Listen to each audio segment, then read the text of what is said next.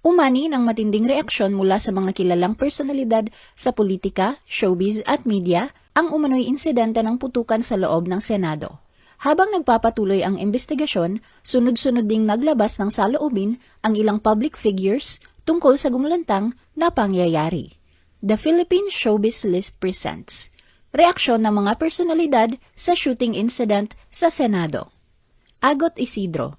Sa kanyang post sa X, nanawagan si Agot Isidro ng malinaw at patas na investigasyon kaugnay ng umano'y putukan sa Senado, kabilang ang paglalabas ng CCTV footage upang mabatid ang tunay na nangyari.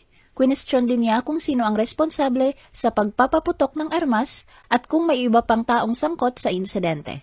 Binigyang diin ni Agot na dapat managot ang mga responsable at huwag takasan ang batas, bagay na sinuportahan ng maraming netizens online. Alan Peter Cayetano. Nagbigay ng pinakahuling update si Senate President Alan Peter Cayetano kaugnay ng naganap sa shooting incident sa loob ng Senado.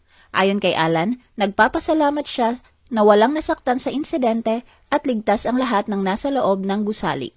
Pinasalamatan din niya si DILG Secretary John Vic Remulla na personal na nagtungo sa Senado upang tiyakin ang seguridad ng lugar, protektahan ang mga senador, at masigurong ligtas ang lahat ng nasa loob ng gusali.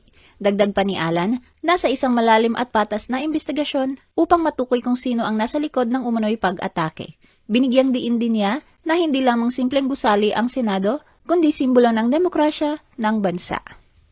Jeff Canoy. Sa gitna ng umano'y putukan sa Senado, binigyang diin ni Jeff Canoy ang mahalagang papel ng media sa panahon ng krisis. Ayon sa kanya, muling napatunayan na ang mga journalist ang nagsisilbing mata at tenga ng publiko sa gitna ng kaguluhan at panganib. Pinuri rin niya ang dedikasyon ng mga news team na nanatiling nakabantay upang maihatid ang tamang impormasyon sa mamamayan. Amy Marcos. Nagbigay rin ng update si Senator Amy Marcos kaugnay ng naganap na kaguluhan sa loob ng Senado na ikinabahala ng maraming Pilipino. Sa kanyang naging pahayag, iginiit ni Amy na hindi nila hahayaang mapasa kamay ng mga dayuhan ang kapwa Pilipino at mananatili silang matatag sa gitna ng anumang kaguluhan o panggigipit. Kasabay nito, tiniyak din ni Amy na ligtas sila sa kabila ng tensyon at pangamba na dulot ng insidente sa Senado. DJ Chacha. Nagpahayag ng suporta si DJ Chacha para sa mga journalists na nagko-cover sa umano'y kaguluhan sa Senado. Binigyang diin niya ang tapang at dedikasyon ng media sa paghahatid ng tamang impormasyon sa kabila ng panganib at tensyon sa lugar. Nagpaalala rin siya tungkol sa kahalagahan ng kaligtasan at suporta para sa mga journalists habang ginagampanan nila ang kanilang tungkulin. Bongo. Sa gitna ng tensyon at pangamba dulot ng naganap na kaguluhan sa loob ng Senado, nanawagan si Senator Bongo sa bawat Pilipino na pairalin ang pagkakaisa, kapayapaan at panalangin para sa bansa. Mariing kinundina ni Bong ang anumang uri ng karahasan at hinikayat ang publiko na manatiling kalmado habang nagpapatuloy ang investigasyon sa insidente. Ayon pa kay Bong, mahalagang manaigang kapayapaan at pagkakaisa lalo na sa mga panahong sinusubok ang katatagan ng bansa. OG Diaz. Muling naging usap-usapan si OG Diaz matapos magbahagi ng emosyonal na Instagram stories tungkol sa kontrobersyang kinasasangkutan ng Senado. Sa kanyang mga pahayag, pinuna niya ang mga taong lumalapit lamang sa pananampalataya sa panahon ng krisis at umano'y nasisilaw sa kapangyarihan. Binigyang diin din niya ang pag-aalala para sa mga inosenteng maaaring madamay sa sitwasyon, dahilan upang maghati ang opinyon ng netizens online. Bam Aquino. Nagbigay naman ng reaksyon si Senator Bam Aquino kaugnay ng naganap na kaguluhan sa Senado. Ayon kay Bam, labis umano niyang ikinadidismaya at ikinababahala ang sitwasyon sa Senado, lalo na sa gitna ng umiinit na tensyong politikal sa bansa. Binigyang diin din niya na kailanman ay walang puwang ang karahasan sa isang demokratikong lipunan. Nanawagan din siya sa lahat ng sangkot na unahin ang kaligtasan ng mga sibilyan, media personnel at mga empleyado ng gobyerno habang patuloy ang kaguluhan sa loob ng institusyon. Zian Gaza. Nagbigay ng kontrobersyal na reaksyon si Zian Gaza. Kaugnay ng umano'y kaguluhan sa Senado matapos niyang ibahagi ang isang chismis na posibleng may kinalaman umano ang security ng isang senador sa pagpapaputok ng armas. Ayon sa kumakalat na salaysay, ginamit umano ang kaguluhan upang mapigilan ang isang operasyon ng pag-aresto, bagay na lalo pang nagpasiklab ng usapan at haka-haka online. Vico Soto. Hindi rin nagpahuli si Pasig City Mayor Vico Soto na magbigay ng reaksyon. Ayon kay Vico, ngayon lamang niya nakita ang mga ulat tungkol sa insidente at aminadong nakababahala ang sitwasyon na nagaganap sa gitna ng matinding tensyong politikal sa bansa. Nanawagan din si Vico ng kaliwanagan ng isip at paggabay ng konsensya, lalo na sa mga leader at opisyal ng pamahalaan na may mahalagang papel sa kinahaharap ng bansa.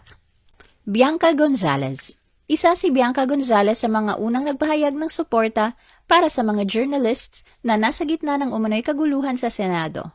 Binigyang diin niya ang kahalagahan ng legitimate media sa paghahatid ng tama at napapanahong impormasyon sa gitna ng takot at kalituhan. Nagpasalamat din siya sa mga journalists na nananatili sa harap ng panganib upang mapanatiling mulat ang publiko. Leila de Lima. Nanawagan ang mambabatas na si Leila de Lima na mas makabubuting kusang sumuko si Senator Ronald De La Rosa kaugnay ng mga ulat ng putukan at kaguluhang naganap sa loob ng Senado. Ayon kay Leila, hindi na kailangan pahabain o gawing mas magulo pa ang sitwasyon at dapat umiral ang katahimikan at maayos na proseso ng batas. Sa gitna ng umiinit na usapin, nanawagan din siya ng panalangin para sa kaligtasan ng lahat ng nasa loob ng Senado habang nagpapatuloy ang investigasyon sa insidente. Juliana Parizkova. Umani ng atensyon online si Juliana Parizkova matapos magbahagi ng isang pahayag na tila may patama kay Claire Castro kaugnay ng umiinit na usapin sa naganap na kaguluhan sa Senado.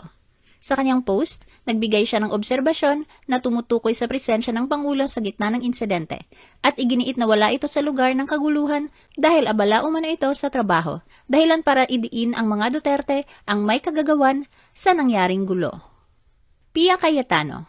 Nagbigay ng update si Senator Pia Cayetano kaugnay ng mga kaganapan sa loob ng Senado bago naganap ang umano'y insidente ng kaguluhan na yumanig sa institusyon.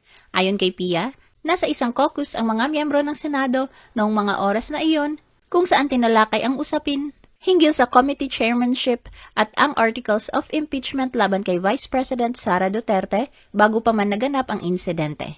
Binigyang diin din ni Pia na walang dapat paniwalaan na maling impormasyon na kumakalat online at ligtas ang lahat ng senador sa loob ng Senado na kasalukuyang nasa ilalim ng lockdown kasunod ng umiiral na tensyon at kaguluhan sa institusyon. Mikoy Morales. Nagbigay ng kontrobersyal at matinding opinyon ang aktor na si Mikoy Morales kaugnay sa naganap na kaguluhan. Sa kanyang social media post, tila kwestiyon ni Mikoy ang nature ng insidente na para sa kanya ay nagmistulang isang masalimuot na eksenang may organisadong galaw at hindi malinaw na katotohanan sa likod ng mga pangyayari. Ayon sa kanyang obserbasyon, ang sitwasyon ay para bang may mga elementong kahawig ng isang produksyon, na may mga tagpo, kamera at mga taong gumaganap sa gitna ng tensyon na lalo pang nagpaigting ng diskusyon online. Dahil dito, mabilis na naging usap-usapan ang kanyang pahayag at nagkanya-kanyang interpretasyon ang mga netizens kung ano nga ba talaga ang nangyari sa loob ng Senado. May ilan na sumang-ayon sa kanyang pananaw habang ang iba naman ay umalma at humiling ng mas maingat na pagtingin sa issue. Kiko Barzaga. Nagbigay ng kontrobersyal na reaksyon si Congressman Kiko Barzaga kaugnay ng naganap na kaguluhan at putukan sa loob ng Senado. Sa kanyang social media post, iginiit ni Kiko ang pananaw na tila isang bigong pag-atake ang insidente sa Senado at sinabing walang sinuman sa 24 na miyembro ng Philippine Senate ang nasaktan. Ayon pa sa kanyang pahayag, lumutang ang hinala na maaaring may mas malalim na motibo sa likod ng insidente. Kabilang ang posibilidad na ito ay may kaugnayan sa pagtatangkang baguhin ang liderato sa Senado. Bongbong Marcos. Nagbigay rin ng opisyal na pahayag si Ferdinand Bongbong Marcos Jr. kaugnay ng naganap na putukan at kaguluhan sa loob ng Senado. Ayon kay Bongbong Marcos, mahalagang manatiling kalmado ang publiko habang nagpapatuloy ang investigasyon sa insidente. Nilinaw rin niya na walang kinalaman ang pamahalaan sa nangyaring kaguluhan at hindi patukoy kung sino ang responsable sa pagpapaputok ng baril sa loob ng Senado.